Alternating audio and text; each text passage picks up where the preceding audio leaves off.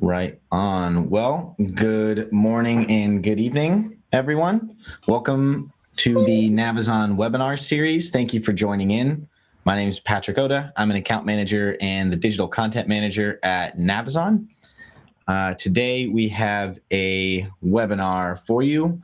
As always, feel free to type your questions into the chat bar, and we will address them once we get to the Q&A period at the end. All right, well, without any further ado, we'll jump into the agenda. So today we're, as always, covering content, operations, and marketing, as well as the Amazon frontier. And then any questions or comments that you have, we can address at the end. For content, we're going to look at sort of our checklist for new product launch. With operations, we're going to go into a couple changes in Vendor Central, as well as a little bit of LBB data that we have. And then with marketing, we're going to look at a couple tips that we got from our marketing manager, Colleen. And then we're going to look at how we can use some of our own internal tools to help you solve some of the issues that we pose. Right on. So I'll start in on the content section. Today, we're going to be talking about new product launch. And so if you're just going to take one thing away from new product launch, it would just be this checklist. If you want to screenshot it, you can. The slide deck will always be available on our site. But really, this is what we see as the foundation and the building blocks for a new product launch. You got to have first and foremost, you have to have your content. Then you got to have products in stock at Amazon, so you need inventory. And then from that point, once you have a detail page that's in stock, you have to drive traffic to it. And then you have to convert that traffic to a sale.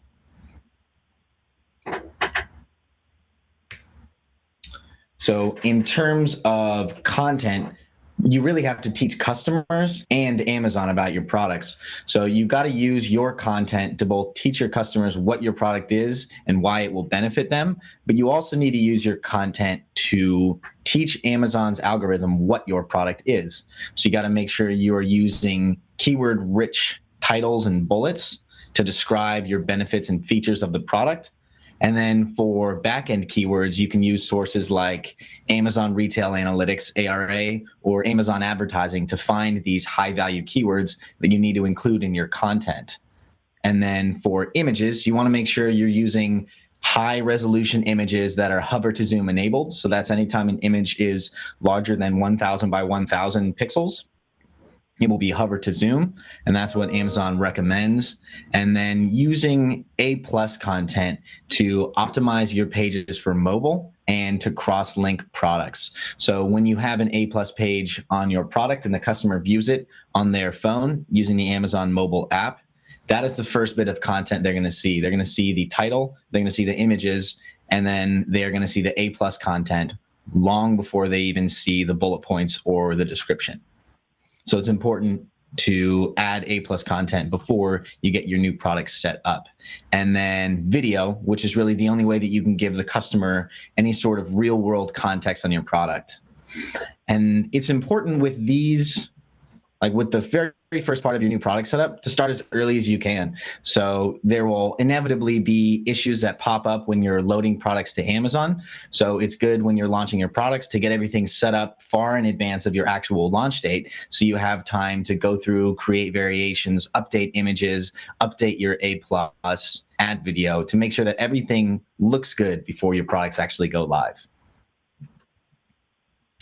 And once you have your product created, you got to get your product in stock. So there's a couple ways you can do that with a new product. If you have a good relationship with your vendor manager, you can negotiate a manual buy from them. So the vendor manager also wants to get products in stock, and they want to be selling new products. So if you can talk to them and get them to order some from your initial run, then that would be a great way to get products in stock.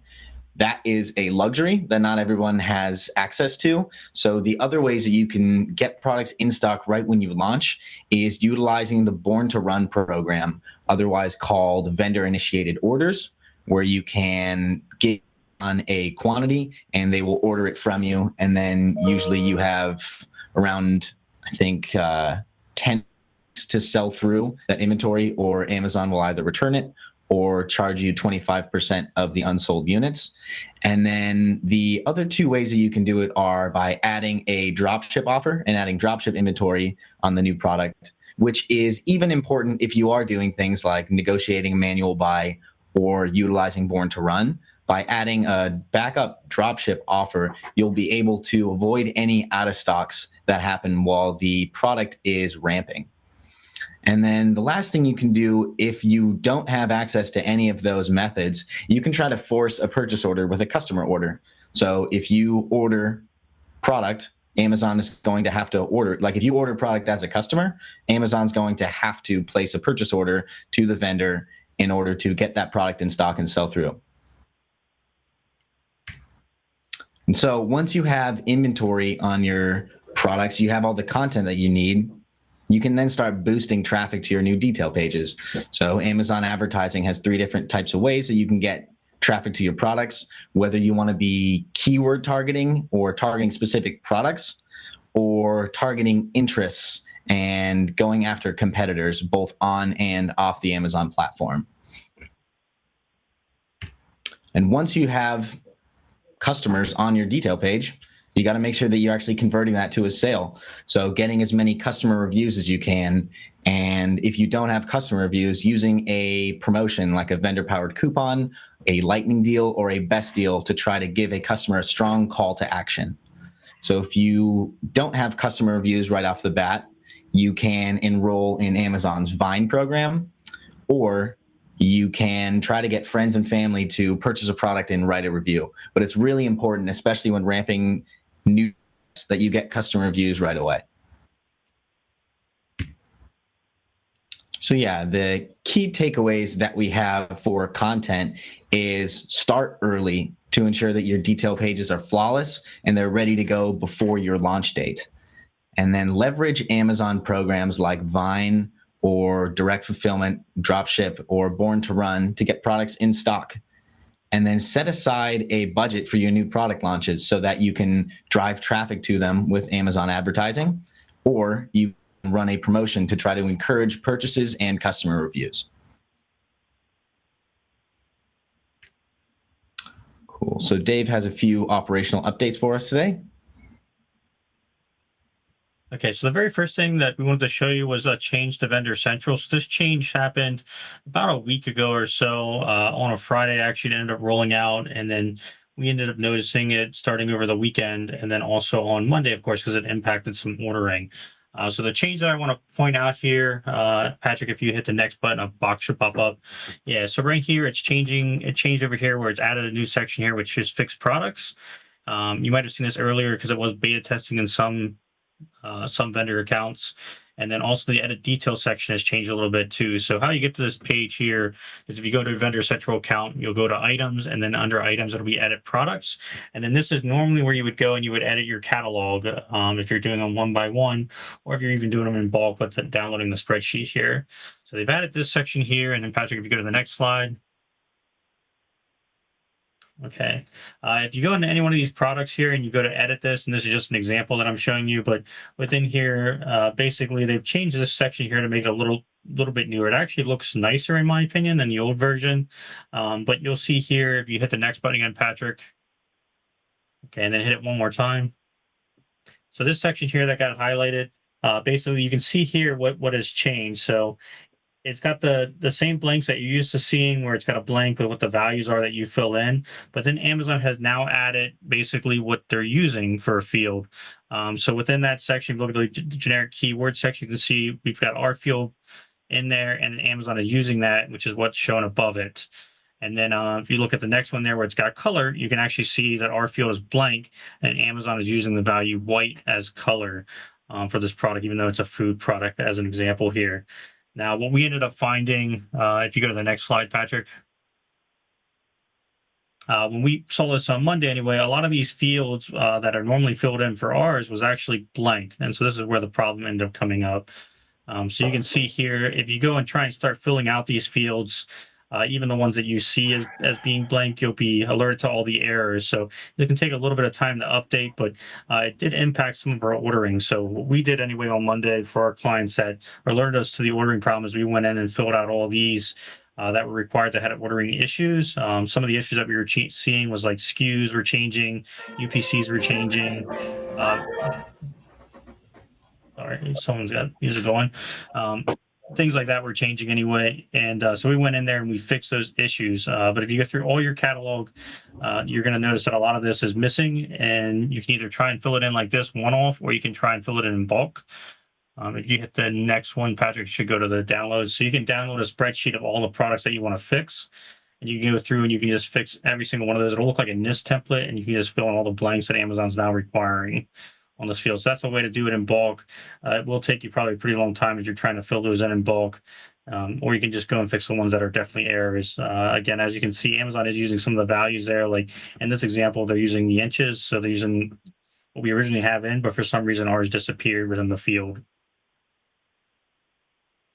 Okay, and then the other section here that I mentioned was on the fixed product section. So this is newer as well. So if you go to that, you're going to get a list of products that have some type of error, or that Amazon says that there's an error. Some of the problem here is that some of these products right here, they'll have an error like this, but then you can't actually touch anything. You won't be able to review it. It'll just say Amazon is actually reviewing the product itself.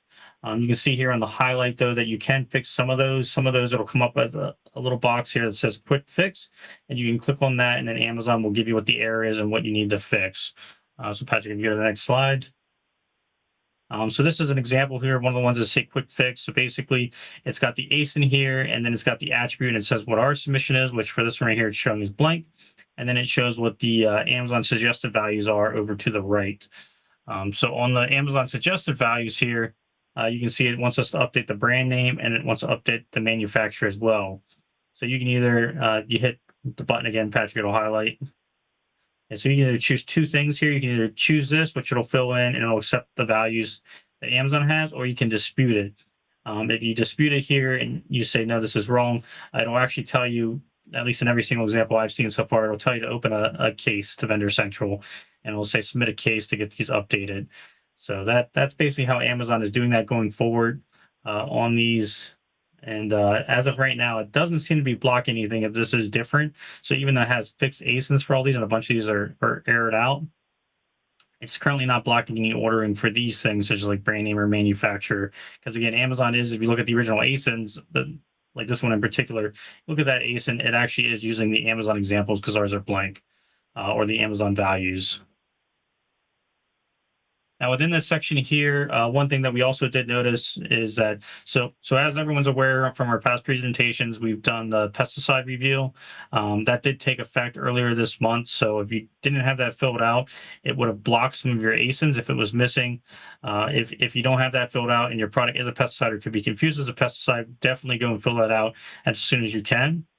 And then, of course, even if your product is not a pesticide, we'd still recommend probably filling this in and just putting it as an exempt status. You could go and do this in bulk, or you could go and submit a ticket to Amazon and just say, please label all these ASINs as not pesticides. Because Amazon, what we found anyway earlier was that Amazon was temporarily suppressing some of the products, even the products that we labeled as pesticide, and was reviewing those. So just if you have that filled in at least, and you have the right information, and then it will, ideally, if a suppression on the ASIN does happen, it'll get reviewed fairly quickly, unsuppressed, or it'll just prevent a product from being suppressed if it shouldn't be, like if they're labeling a food product as a pesticide, even though it's not, because we have seen that. And this right here, there's an example. This is one of ours that is actually filled in, and this is what we have filled in for it. This is under the safety and compliance in that edit item details section. And then within there, you'll see something that says pesticide marking. And then you'll want to go and fill this in. You want to have your EPA registration number there. You'll label whether or not it's a pesticide registration status. So even if it's not a pesticide, you'll still need to put an EPA registration number. Just with that first box, that'll have to be filled in with that. Then you'll put down in the second box that's not a pesticide. And then your third block here, pesticide certification number, that would actually be blank if it's not a pesticide. So if it's a food product, you just leave it blank. I know it's not totally intuitive because you're like, well, it shouldn't apply at all. But that would do it so that way Amazon says, okay, yeah, not a pesticide, don't consider it. And then if it is, you would fill it in like this here, where you put the same thing, EPA registration number, put that it is a pesticide, and then you would put your pesticide certification number. Cool. Thanks, Dave.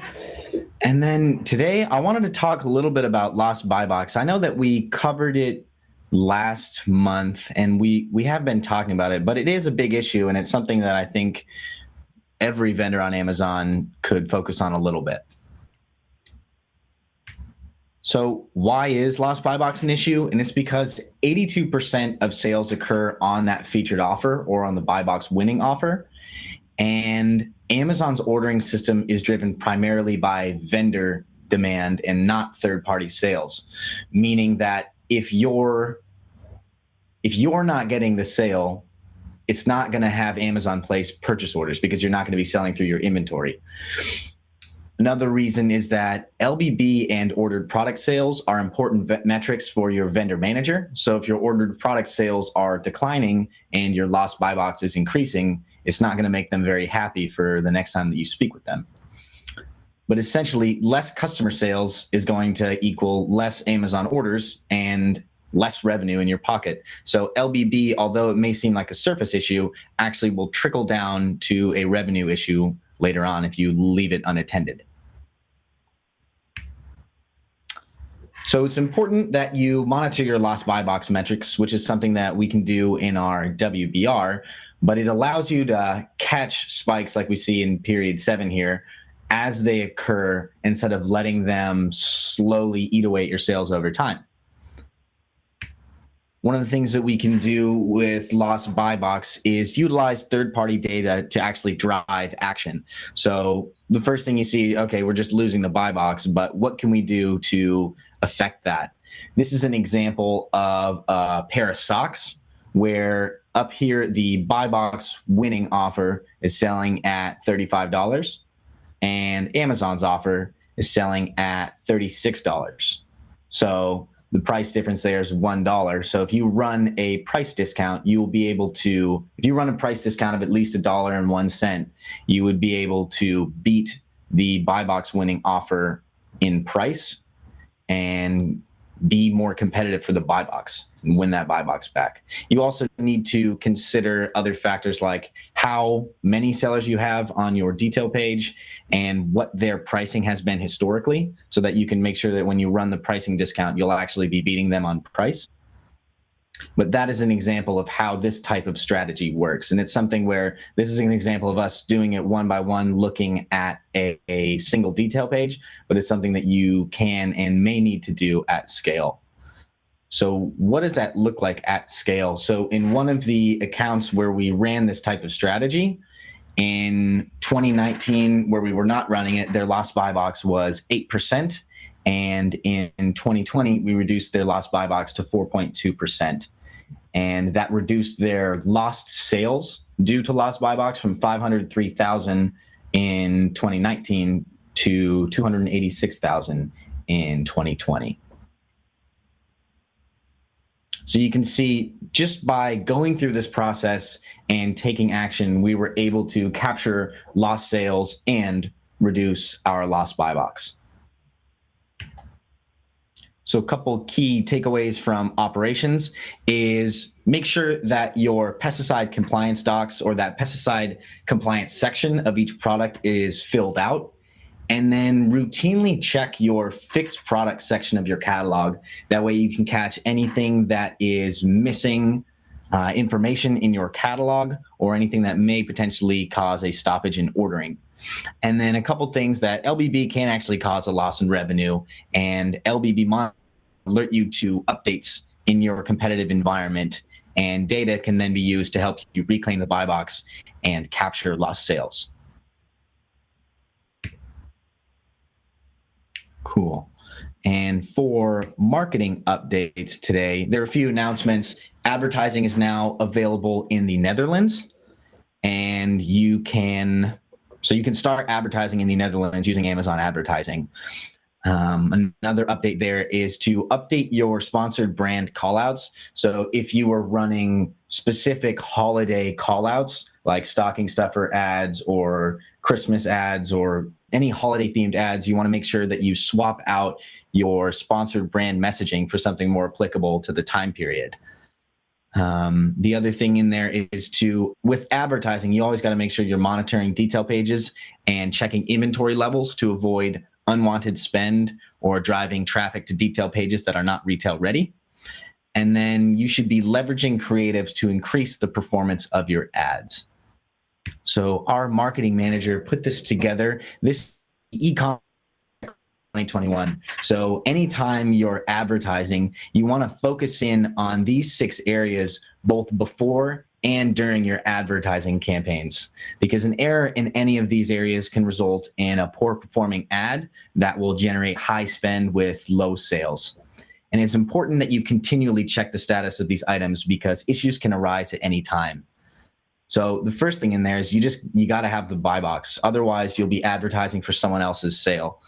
So you want to make sure that you are winning the buy box. You want to make sure that your products are in stock, because if you're not in stock, if you're driving traffic to out of stock products, it's just going to be high spend, no sales, and you're going to be wasting your ad dollars.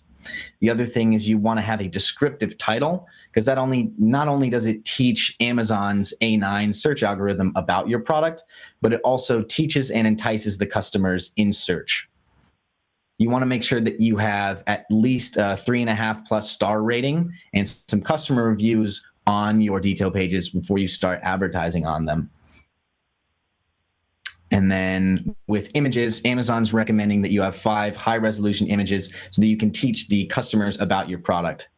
And then with an enhanced content, it is important because it allows you to showcase your brand, really showcase all of that branding that you've spent time creating on your website, in your Amazon store, and now using that on your detail pages. It also allows you to control your mobile detail page and cross-link other products in your portfolio.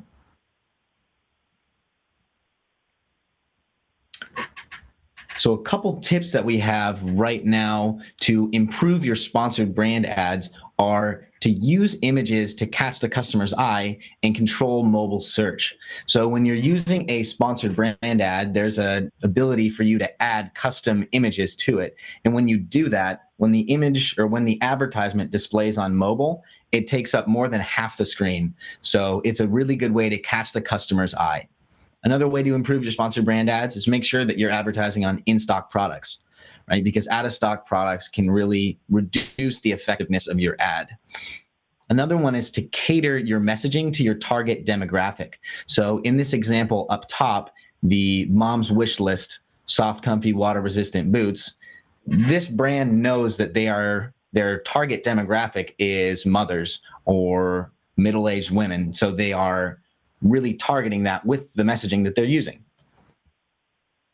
Another way to do that is adjusting your messaging for seasonality. So in the winter, when you were using holiday keywords, stocking stuffer, things like that, now that you get into the beginning of the new year, where you have things like New Year, New You promotion going on, and you have a lot of people that are trying to get back in shape with New Year's resolutions. So messaging like get in shape with swim fins for strength and training is a brand that is targeting people who are trying to get back into that fitness.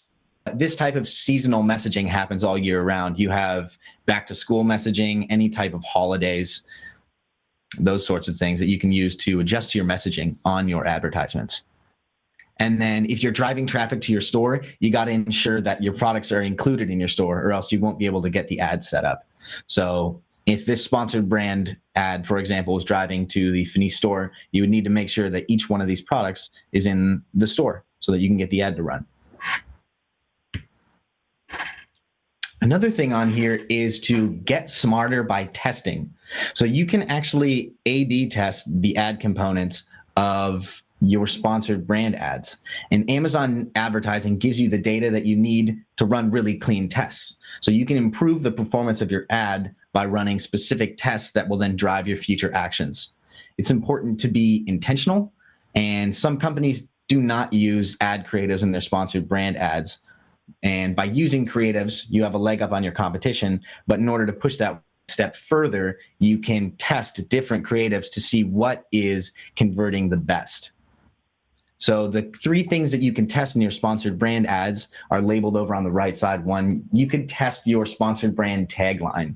So you can test different messaging to see what resonates with customers the most.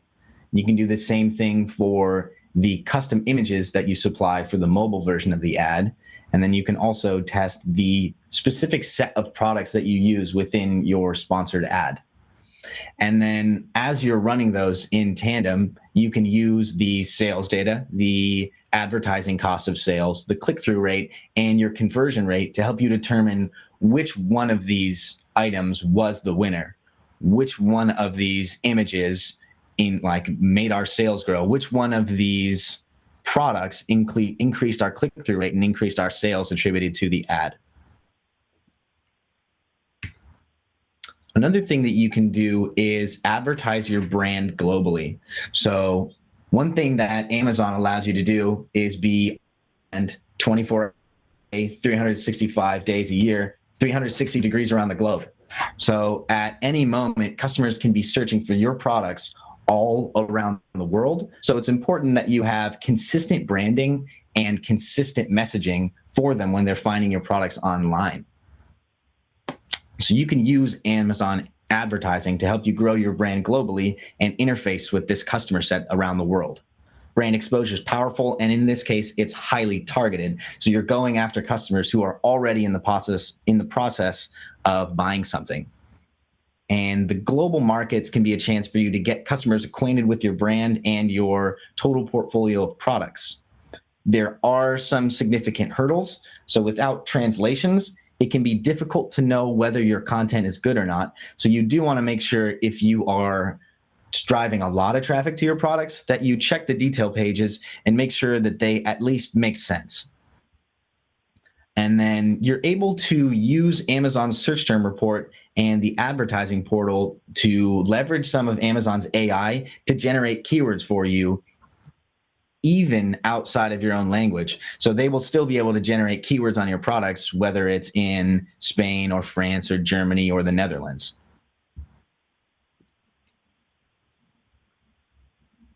Yep. And so we went through these a little bit last time, some of the products that we have on the horizon, but I just want to continue to build a little hype around them and let you know how you can use them to help solve some of these problems that we've posted. So this Navazon Pulse, or our product availability tracker, will actually allow you to see products where you are winning or products where you are losing the buy box. So it's going to check your product availability, and it will help you identify if there's other sellers of your product that are eating away at your sales. And then it'll give you recommendations for availability improvement, and you'll be able to track the status of this improvement over time. Another thing that this is really helpful for is when you're launching new products. So earlier we talked a little bit about product launch, and right now with Amazon, it's a little bit difficult to tell where are your new products in Amazon's lifecycle. So with a tool like this, you'd be able to say, oh, okay, so we added these 100 new products. So far at this point, 75 of them are in stock, and of those 75, 50 of them have been sold. So we still need to focus on 25 products that are out of stock, and then we need to focus on 50 products that have not yet sold to the customer. So that's how something like this could help you with some of those issues. The other one is the Spotlight. So this is our content scorecard. So before you start an advertising campaign, we run the product set through this and try to identify, okay, which one of these products is actually ready for an advertising campaign, and which one of them could use work before we start driving traffic to it. And then the other thing that it can do is catch these content changes and any type of detail page suppression before it causes you a big issue. And then with Navazon Compass, it's similar to our WBR if you're working with us. And what we can add into that over time is, okay, how is LBB actually affecting your sales? Cool. So our key takeaways today are: get your new products set up as soon as possible to ensure that they're ready for your launch date. So as soon as you can get that product set up, get it set up so that we can start working on the content, start getting the product retail ready. And content and inventory are fundamental elements to both launch products. So they're fundamental elements to both product launch and successful advertising. So it's important to continually monitor how is your content and what are your inventory levels so that you can run these successful advertising campaigns. And then we looked a little bit at LBB, and it can cause a loss in revenue, but it can be mitigated using price discounts. And then with advertising, you want to make sure that you leverage your content assets in your ad campaigns to increase their performance. And then once you get these ad campaigns set up, make sure that you're running tests to make sure that you're advertising smarter. Right on. Well, thank you all for tuning in today. If you have any questions, feel free to email me at patrick@navazonconsulting.com or visit our website. As always, this presentation, the video recording, and the slides will be posted to our site, so you can go and view them there. Right on. Well, thanks, everyone, and have a great rest of your day.